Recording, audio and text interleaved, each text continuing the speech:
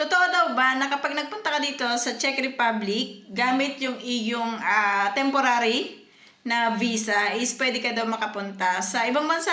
Pwede ka daw makapunta ng Italy, pwede ka daw makapunta ng France, or something Switzerland, something like that. Yes po, totoo po yun na pwede ka makapunta sa mga European Union na countries. So, nasa I think 26 or 27 countries yon na pwede mong mapuntahan na hindi ka na po nangangailangan ng visa. Pwede ka makapunta doon via air or via land. Ibig sabihin, pwede ka naka-train, pwede kang naka-bus, and pwede ka rin na naka-aeroplano. Basta po, kung pupunta kayo doon, syempre, hindi kayo TNT dito sa Czech Republic or dito sa Europe.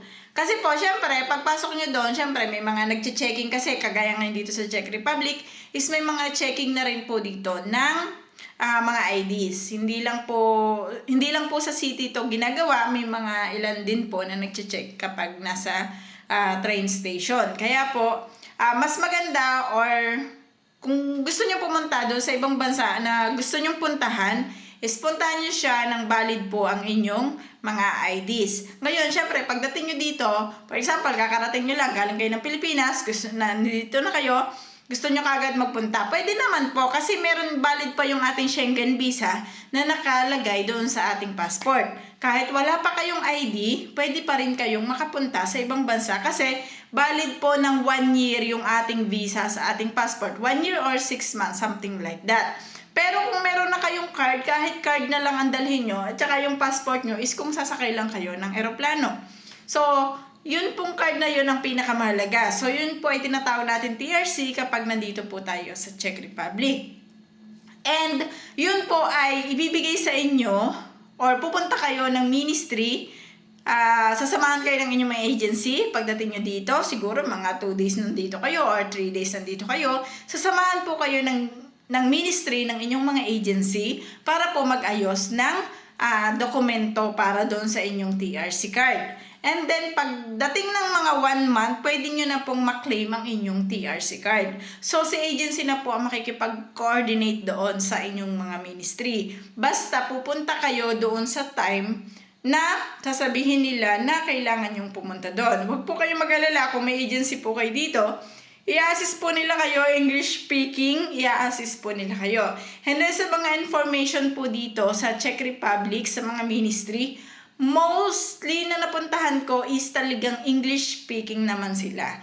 Hindi naman po sila yung tipong Czech talaga yung salita. Kaya kahit bago lang kayo, makakapag-ayos pa rin po kayo ng inyong mga dokumento. Now, kung meron kayong mga information na gustong itanong tungkol dun sa inyong mga visa, something sa mga problem nyo po, pwede po kayong mag-check sa mismong Ministry of Interior ng Czech Republic. Pwede nyo po yung i-search sa ating Google. So, i-search nyo po dyan ang MOI or Ministry of Interior in Czech Republic, lalabas na po yon. Meron doon nakalagay na English language. So, pwede nyo siyang i-check. Doon kasi ako kumukuha ng mga information na pwede kong masabi sa inyo. Ngayon, kung gusto nyo na mag-check doon, hindi manood ng mga videos na ganito, pwede na po kayong mag-check doon. So, wala pong mawawala sa inyo, mas maganda ngayon. May mga email din sila, pwede po kayong mag-email or magtanong sa kanila kung meron kayong napaka-lalim na concern sa ministry natin. Pwede po kayong mag-concern doon.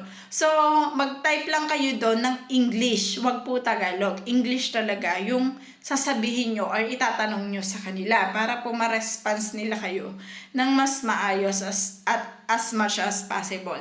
So, yun lamang. Thank you.